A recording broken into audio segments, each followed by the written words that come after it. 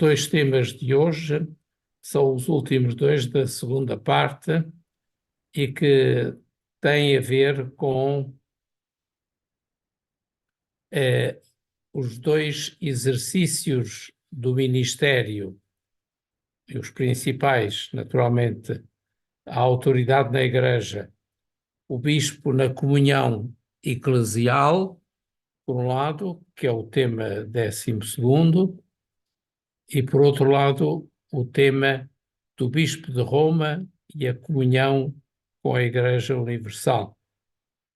E, naturalmente, também todas aquelas estruturas que colaboram com o governo da Igreja Universal e que estão ao serviço da missão de Pedro, do sucessor dos apóstolos. Naturalmente, vamos começar pelo bispo, e tem algumas coisas que nos recordam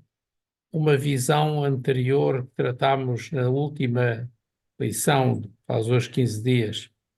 e que tem que ver com o exercício da missão, mais numa perspectiva de gestão do que propriamente numa perspectiva de missão. Não quer dizer que aqueles que estão revestidos de autoridade não tenham consciência da missão, mas culturalmente foram-se introduzindo práticas e a própria seleção e escolha dos bispos muitas vezes teve mais a ver com questões de gestão e de governo do que propriamente com vida de missão da Igreja e, sobretudo, vida do povo de Deus, vida eclesial, ou seja, exatamente as questões que se prendem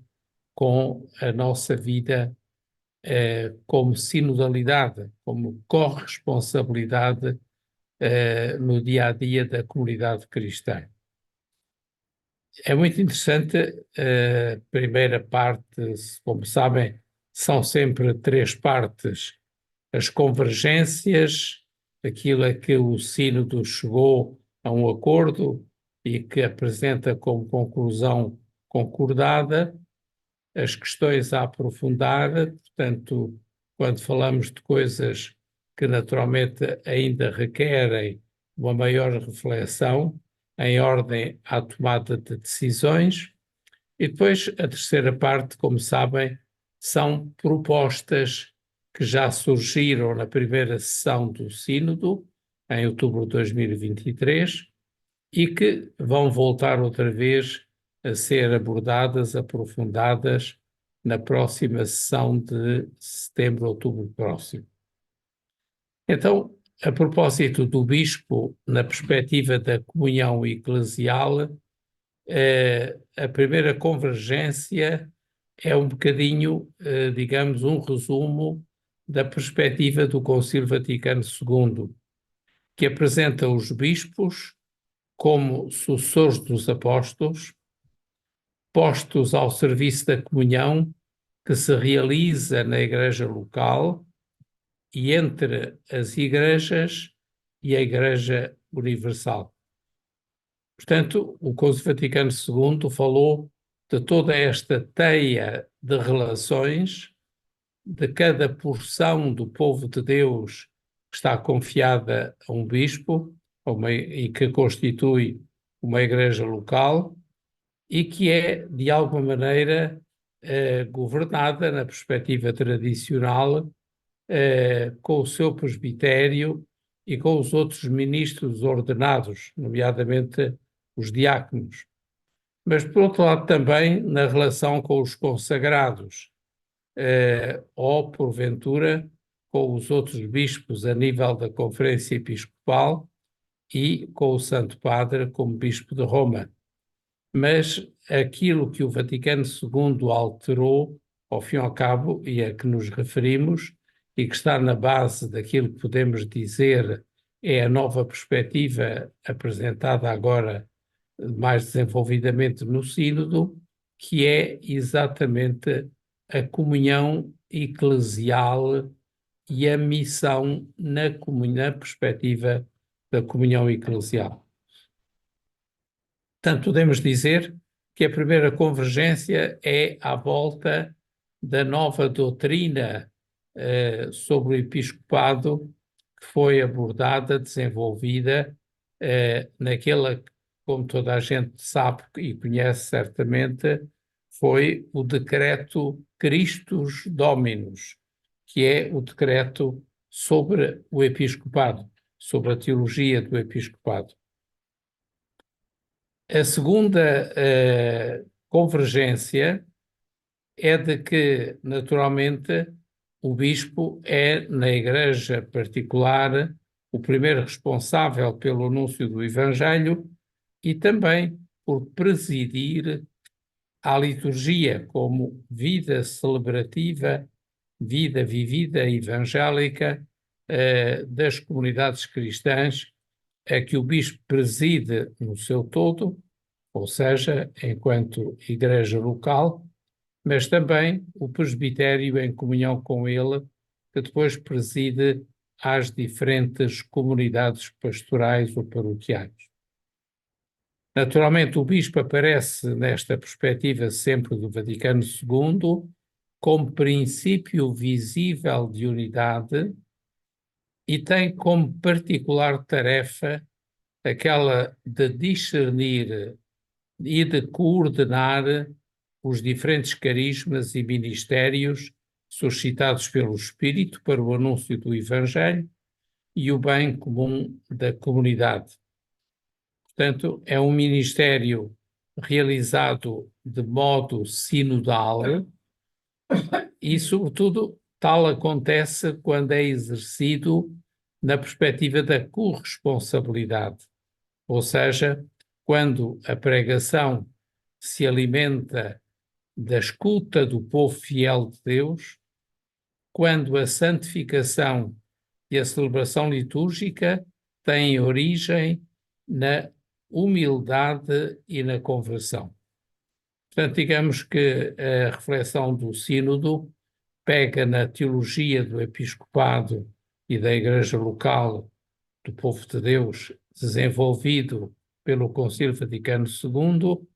e acentua as dimensões já presentes na documentação da Igreja sobre o exercício do ministério numa perspectiva sinodal.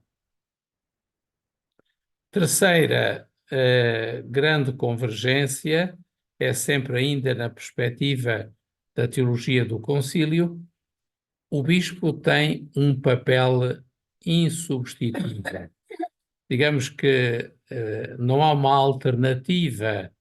que possa dispensar o papel do bispo, até porque os bispos são sucessores dos apóstolos e Jesus confiou a missão aos apóstolos, embora tenha também confiado a missão a todo o povo de Deus e a toda a Igreja. Portanto, o processo sinodal da Igreja local acontece todas as vezes em que se verifica aquela sinodalidade traduzida na expressão que todos vós conheceis, todos, alguns, um. Naturalmente, quando se fala de todos, estamos a falar exatamente da perspectiva de todos os membros da igreja local, de cada igreja. Alguns são naturalmente aqueles que assumem particulares responsabilidades a nível da igreja local, seja o presbitério ou seja eventualmente a vida religiosa consagrada. E por outro lado, que é a nível da igreja local o bispo e a nível da igreja universal o sumo pontífice, o papa. Portanto, digamos que mais uma convergência, esta linguagem vimos-la já nas primeiras lições, o que é que significa esta expressão todos, alguns, um. O um é o um a nível de cada igreja local ou a nível da Igreja Universal, e que é representado por aquele que preside a caridade, o Papa ou o Bispo. Alguns são aqueles que mais diretamente têm responsabilidades na perspectiva sinodal e na perspectiva também organizativa e do governo das igrejas, e o todos para dizer que ninguém fica excluído naturalmente desta sinodalidade de que a Igreja se está a tornar cada vez mais consciente.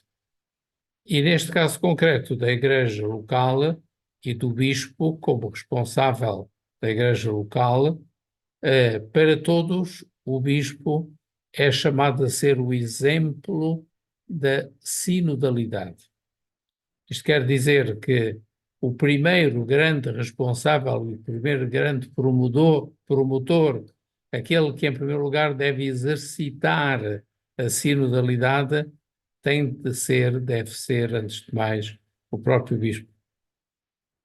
Portanto, estamos a falar de uma igreja percebida como família de Deus, onde o Bispo é considerado como pai de todos e, sobretudo, para fugir daquela dimensão demasiado organizativa ou governativa a que depois dá lugar a exageros no exercício da autoridade e o poder se transforma muitas vezes num clericalismo que exclui da comunhão e da missão os outros membros do povo de Deus. Portanto, é importante não perder a referência à natureza sacramental do episcopado, como vimos até aqui, mas é também preciso perceber que a figura do bispo não se deve de modo algum parecer com a autoridade civil, não deve ser comparado a uma autoridade no sentido administrativo ou civil, mas uma autoridade fundamentalmente evangélica, espiritual. Portanto, esta é outra das convergências a que o Sínodo chegou. Por isso, aquilo que acabei de dizer é muito importante. Por um lado, não perder a dimensão sacramental do episcopado para o perceber ligado à missão e à sinodalidade e não tanto a uma perspectiva meramente governativa. Última convergência é exatamente aquela em que hoje, na prática, e os bispos às vezes lamentam-se um bocadinho sobre isto, diz o Sínodo, as expectativas em relação ao bispo são hoje em dia muito altas, a ponto de que o bispo deve ter em conta da sua própria fragilidade, dos seus próprios limites e também da sua dimensão humana e espiritual. Portanto, que torna o papel e a tarefa do bispo como muitíssimo exigente. Tanto assim que é frequente hoje quem tem o papel de trabalhar na escolha do episcopado, portanto, os bispos, encontrar muitas vezes, é desabafo de alguns núncios, muita dificuldade em ouvir o sim ou em aceitar as exigências e as condições que muitas vezes são postas em algumas dioceses com situações muito difíceis, digamos assim, de coordenar, servir e, portanto, de unir e de reunir à volta do bispo. Portanto, digamos que é preciso voltar a trazer à nossa atenção os aspectos essenciais da missão do bispo, mas, por outro lado, cultivar também uma autêntica fraternidade entre os bispos e os seus presbitérios. Devo dizer que uma das coisas que hoje se apresenta como normalmente mais difíceis para os bispos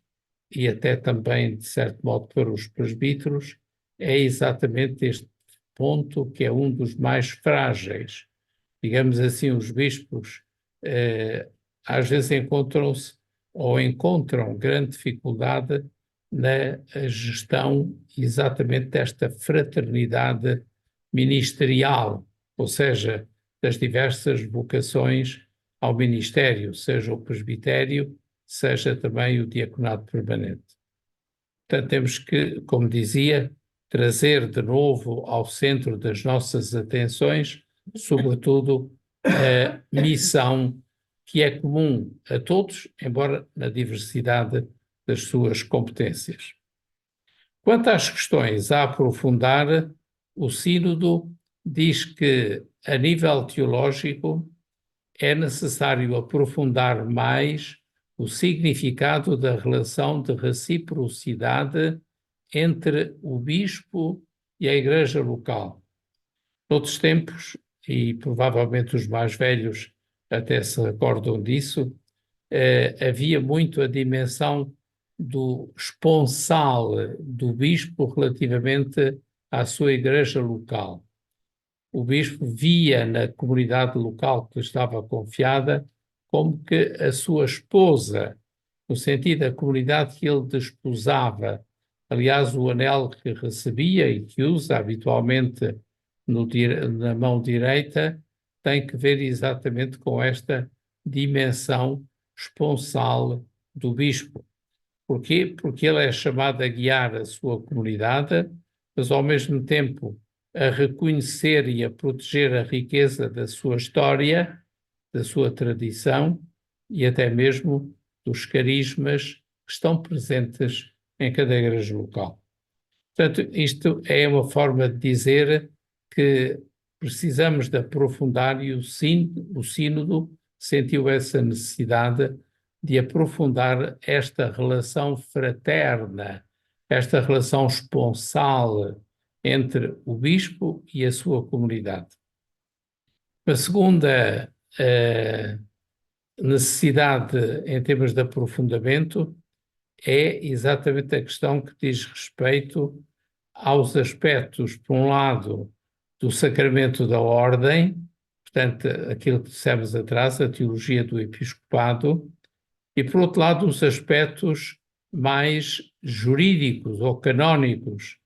a questão do poder de jurisdição. Não é uma linguagem a que vocês estejam muito habituados. Antes distinguia-se entre poder de ordem, que supostamente era aquele que decorria do sacramento do episcopado, e, por outro lado, o poder de jurisdição, como se a jurisdição, ou seja, o governo em termos jurídicos, não tivesse também a sua dimensão teológica. Naturalmente, a Lumen Gentium trouxe ensinamentos mais atualizados sobre esta matéria e, ultimamente, na reforma da Cúria, já aliás Paulo VI tinha feito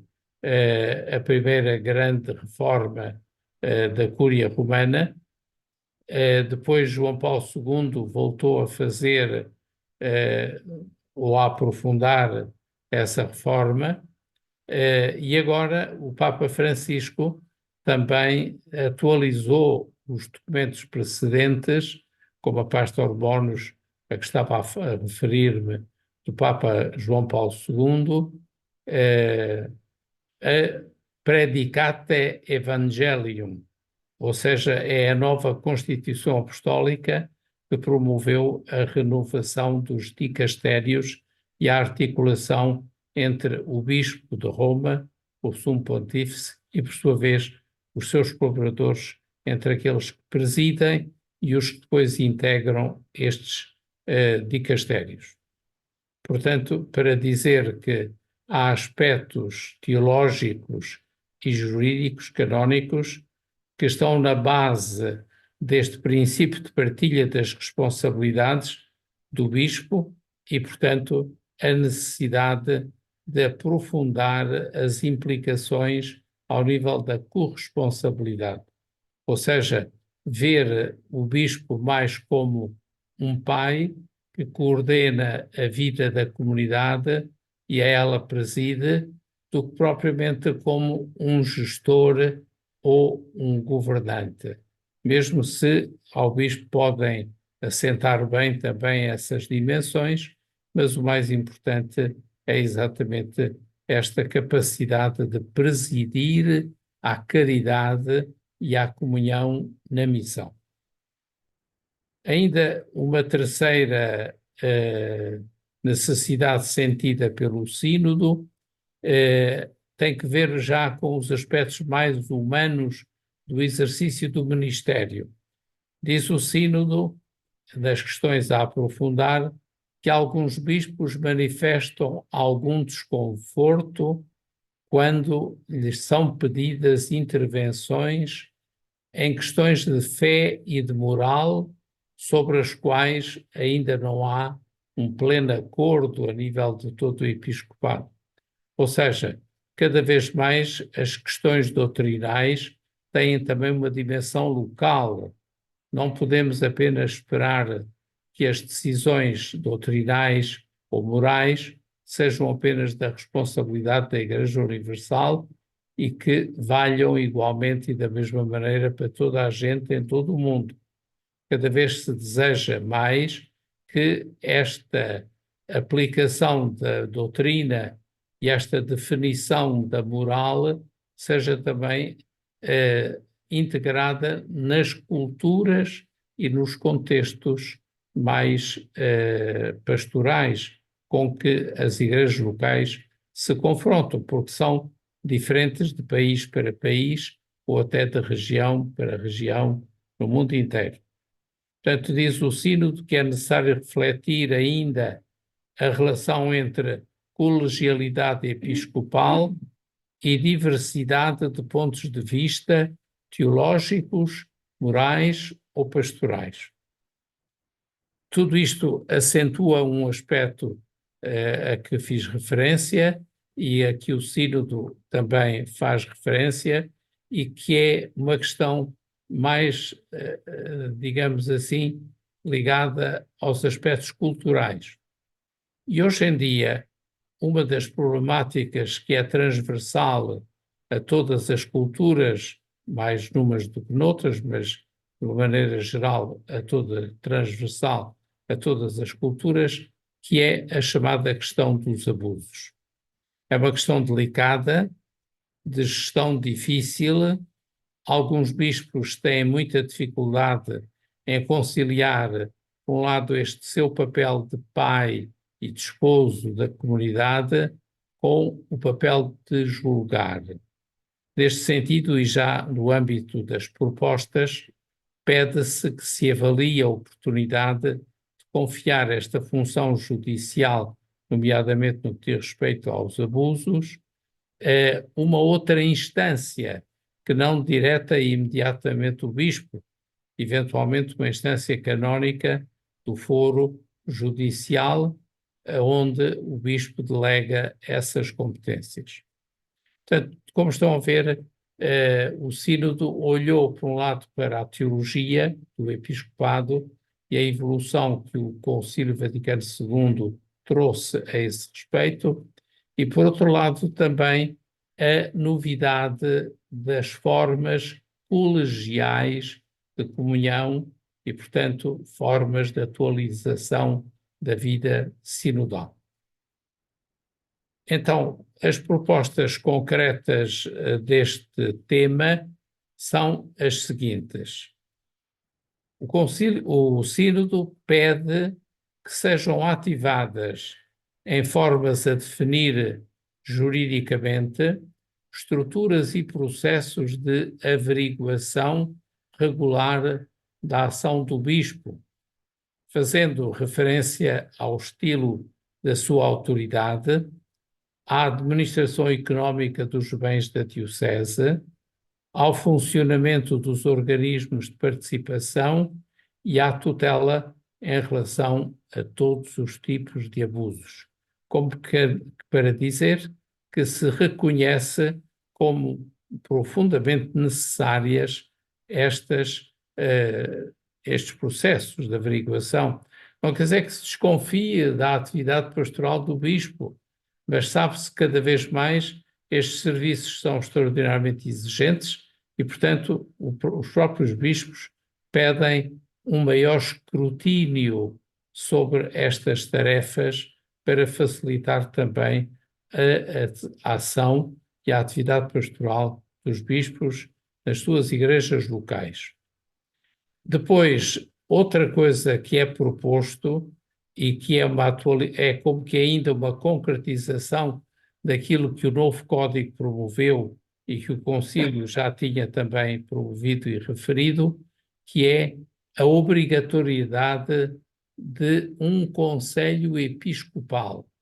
O bispo não deve governar sozinho a diocese, deve governar a diocese com outras pessoas. É evidente que não tem que se rodear de uma quantidade de bispos auxiliares, se tem necessidade deles pela dimensão da diocese e pelo número elevado de cristãos que dela fazem parte, mas há outros cargos e tarefas pastorais, administrativas, judiciais ou outras, que requerem exatamente que o bispo reúna estas pessoas à sua volta num chamado Conselho Episcopal, por um lado, que é um órgão de consulta, mas mais ligado às questões de governo, e, por outro lado, um órgão de caráter pastoral, que é o chamado Conselho Pastoral Diocesano. Portanto, todos estes organismos diocesanos de corresponsabilidade foram apresentados como propostas, porque se verifica que, passados mais de 50 anos do Concílio Vaticano II, nem sempre estas realidades estão devidamente concretizadas em todas as dioceses do mundo. Por outro lado, e aqui é uma novidade interessante, a Assembleia reconhece que é necessário rever os critérios de seleção dos candidatos ao episcopado. Muitas vezes isto passa-se ao nível de um pequeno círculo de pessoas e nem sempre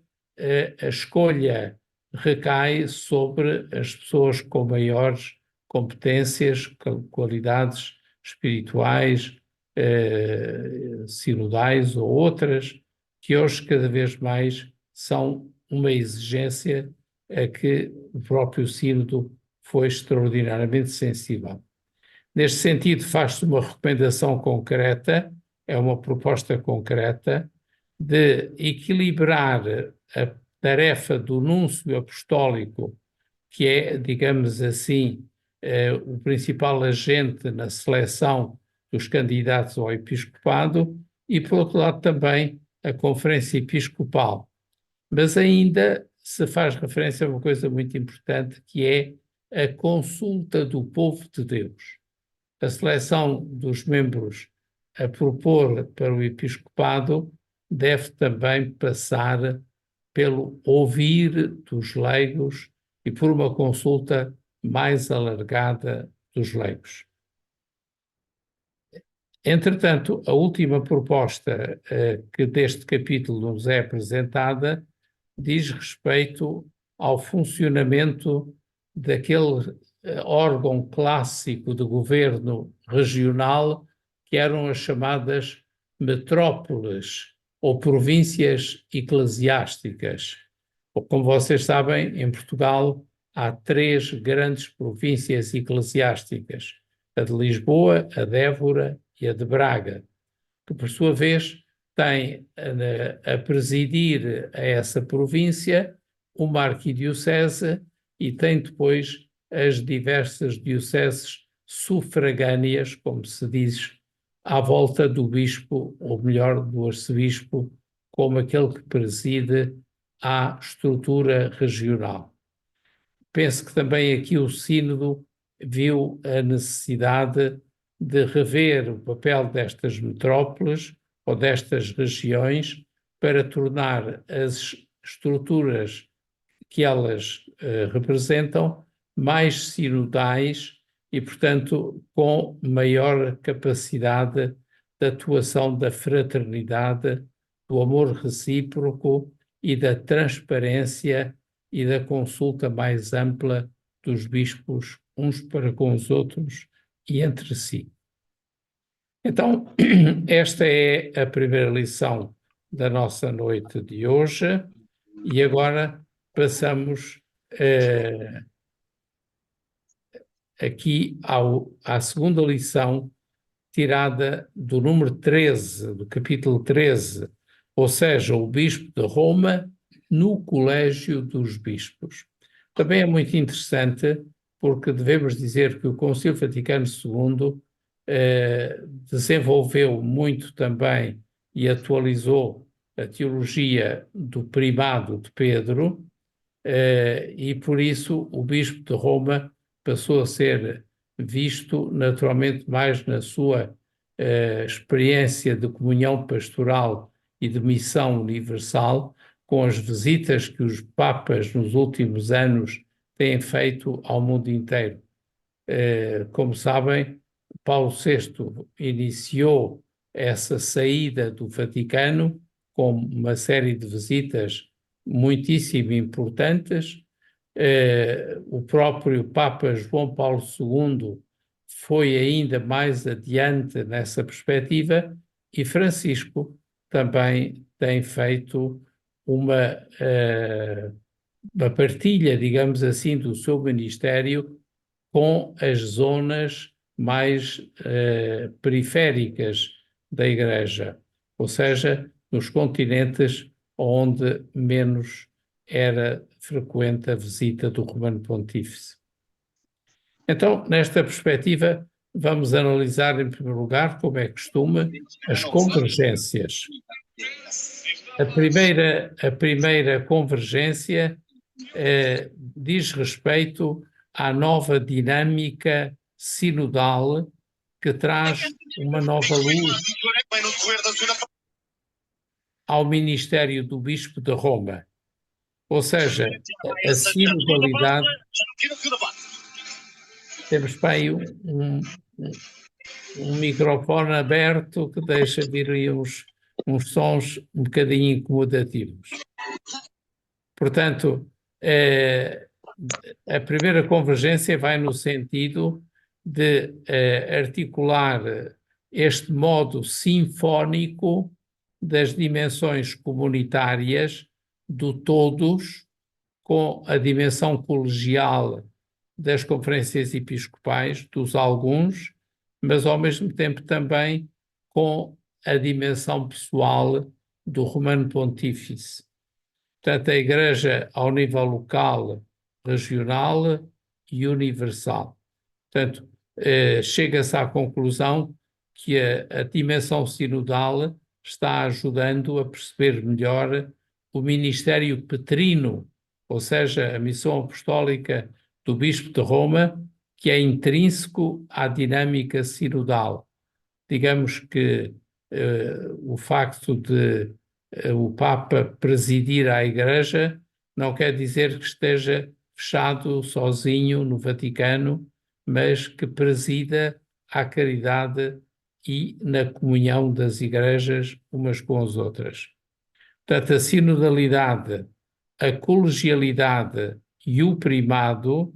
são realidades que remetem umas para as outras de forma recíproca. Ou seja, o primado pressupõe o exercício da sinodalidade e da colegialidade, tal como estas duas dimensões implicam também o confronto com o exercício do primado. Segunda convergência muitíssimo interessante é exatamente aquela que tem que ver com a novidade que o Concílio Vaticano II trouxe no sentido de aprofundar o essencial do ministério do Bispo de Roma, ou seja, a promoção da unidade de todo o povo cristão, de todo o povo de Deus. O Papa São João Paulo II, numa encíclica que ele publicou que se intitula Udunum Sinde, para que sejam um, desenvolveu conclusões muitíssimo interessantes, não só a propósito do diálogo entre as igrejas locais, mas também dos diálogos ecuménicos, que muito têm ajudado à compreensão católica do primado, da sinodalidade, da colegialidade e das relações recíprocas entre as igrejas. Portanto, digamos que aquilo que no capítulo anterior desenvolvemos na perspectiva do episcopado, aqui agora o sínodo desenvolveu ao nível do papado, ou seja, da tarefa do Romano Pontífice. E há ainda uma terceira convergência, a que já fiz referência também a propósito dos bispos, e que é a mais recente reforma da Cúria Romana e do Ministério Petrino que o Papa Francisco presidiu, ou melhor, promoveu, através da Constituição Apostólica Praedicate Evangelium, ou seja, toda a alteração que foi feita a nível dos dicastérios romanos. Portanto, considera-se, e esta é a terceira convergência, que a vida de comunhão foi promovida através destas ações, é também uma salutar descentralização. Aliás, vimos há pedaços os aspectos em que os bispos, de alguma maneira, se lamentam por esta exigência de decisões a nível local, quando a perspectiva anterior era a de que, em termos de doutrina e em termos de moral, a última palavra, e aí não é que não esteja certo, mas de qualquer modo era quase a palavra exclusiva a do Romano Pontífice. Portanto, favorecer a relação entre a Cúria como instrumento de serviço do Ministério Petrino e as igrejas locais é uma das convergências que aqui mais é salientada, precisamente para que haja uma maior articulação a nível de todas as igrejas espalhadas pelo mundo inteiro. Quanto às questões a aprofundar neste capítulo do Ministério Petrino, pode-se dizer, a renovada compreensão do episcopado na sua perspectiva sinodal, ou seja, no ministério do Bispo de Roma, no papel da Cúria Romana, mas, por outro lado, também no diálogo a estabelecer entre o Bispo de Roma e a Cúria Romana e, por sua vez, as igrejas locais. Neste sentido, o Sínodo chama a atenção para a necessidade de uma atualização a nível universal dos códigos de direito canónico, tanto da Igreja Latina como o dos cânones das igrejas orientais, precisamente porque estes instrumentos legais, digamos assim, fornecem disposições para um exercício mais colegial do ministério papal. Ou seja, o Papa deixa de ser visto isolado na sua tarefa quase exclusiva e autónoma para passar a ser visto numa perspectiva colegial e de comunhão. Segunda questão a aprofundar, e muito importante, é sempre ligada com a experiência concreta atuada nos últimos anos pelos romanos pontífices e particularmente atualizada e desenvolvida pelo Papa Francisco, que é o chamado papel do colégio cardinalício. O Papa Francisco, como sabem, criou o C9. Toda a gente sabe o que é que se entende por C9. É aquele colégio restrito de 9 cardeais representativos das igrejas do mundo inteiro e que são como que os seus mais diretos e imediatos colaboradores. Tanto aqui como nas dimensão colegial dos consistórios, tanto ordinários como extraordinários, tem-se atualizado e desenvolvida sinodalidade. Daí a necessidade de aprofundar estas questões para que se promova cada vez mais uma reflexão e uma ação pastoral cada vez mais sinodal.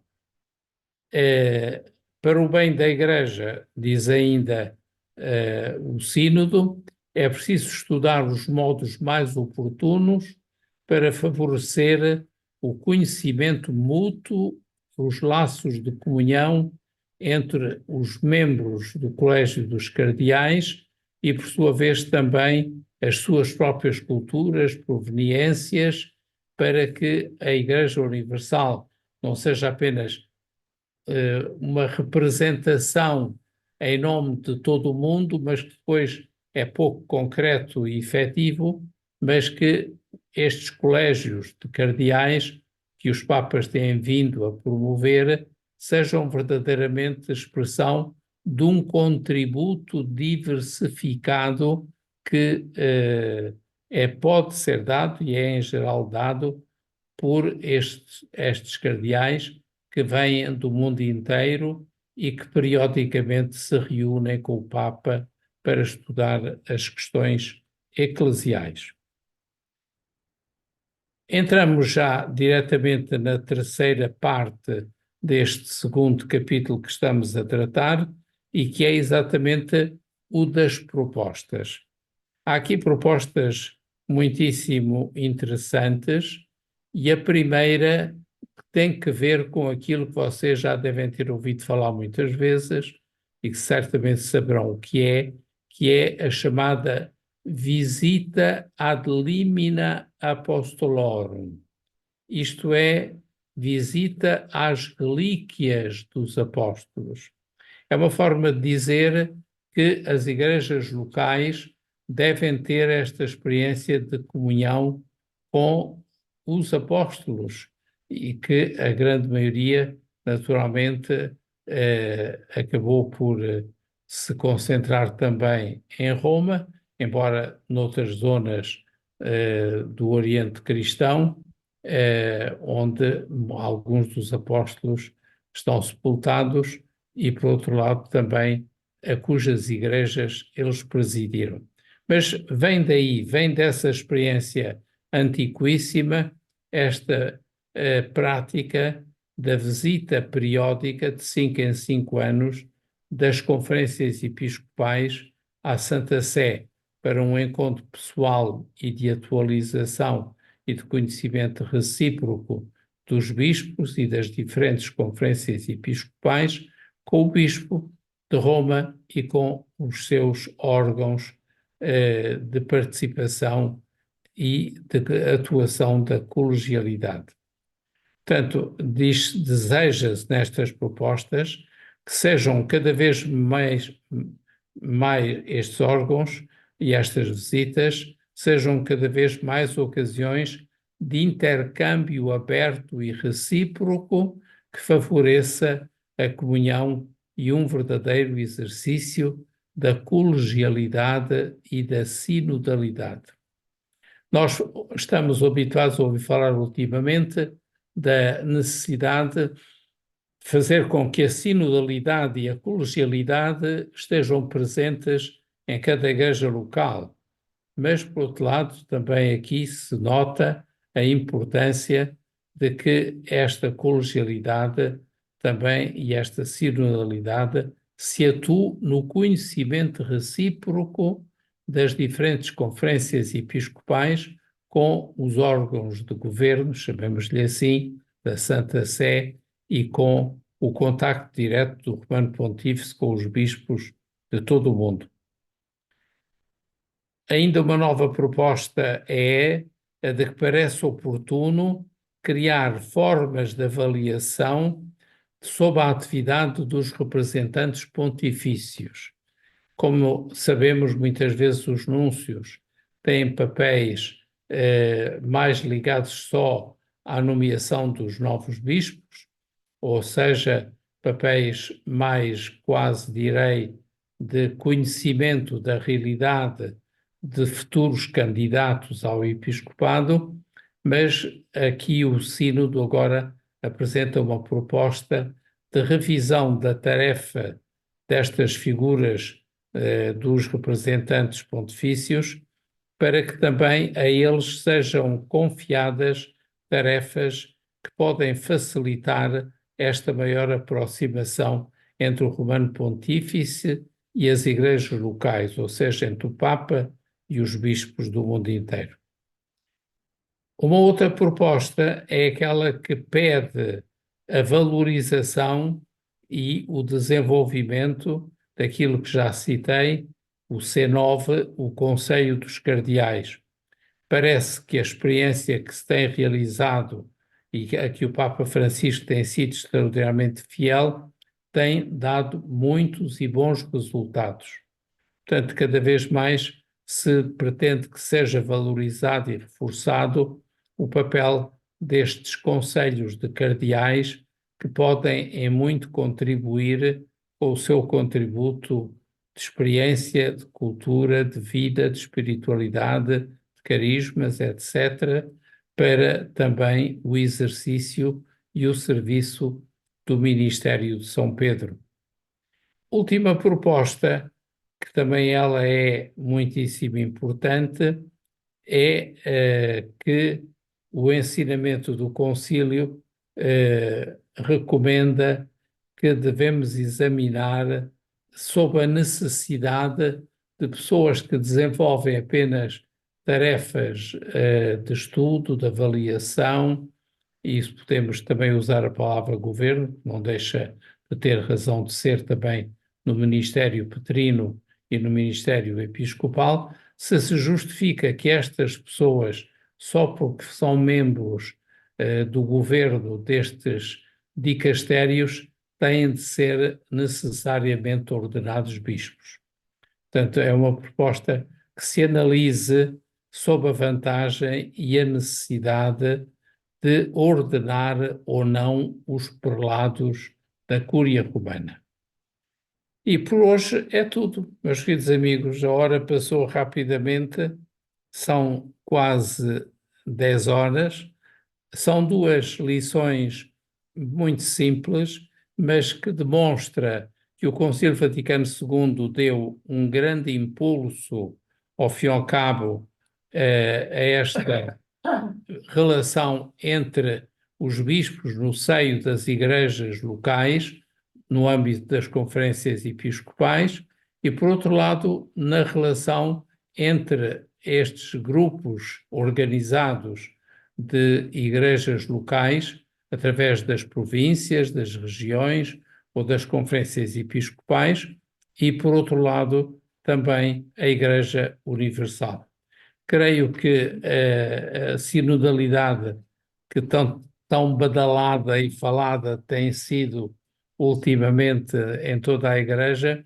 nos diz quanto é importante desenvolver esta dimensão da sinodalidade. Eu, na próxima reunião, provavelmente, além de pelo menos um tema que irei fazer, irei ler as questões que o Santo Padre mandou aos bispos. Cada diocese deverá trabalhar estes assuntos. A nossa diocese de Évora também já está a trabalhar estes assuntos.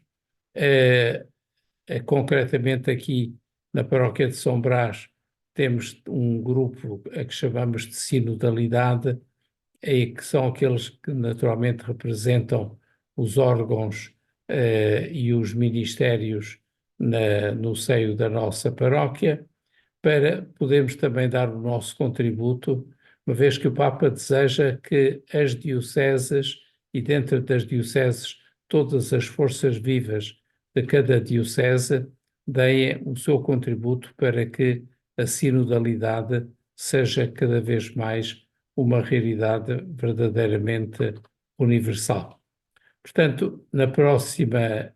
sessão, que aliás é de hoje a 15 dias, tentaremos, na medida do possível,